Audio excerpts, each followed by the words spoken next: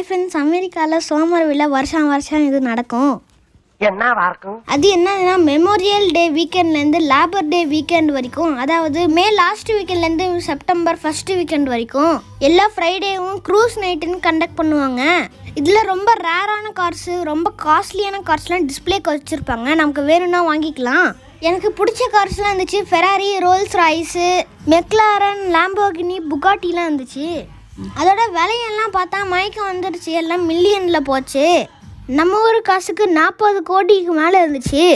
இப்போ இந்த பிளாக் கலரில் இருக்குல்ல, அதான் புகாட்டி காரு. நிறைய பைக்ஸும் கூட டிஸ்பிளேக்கு வச்சுருந்தாங்க.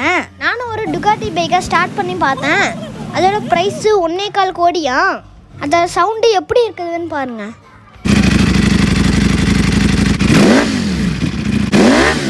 இங்கே பாருங்க, இந்த லெக்ஸஸ் கார் தரையில் படுத்துக்கிட்டு இருக்க மாதிரி இருக்குது. இதே மாதிரி அடுத்த வாரமும் நான் உங்களுக்கு நிறைய ரேரான காசு காமிக்கிறேன்.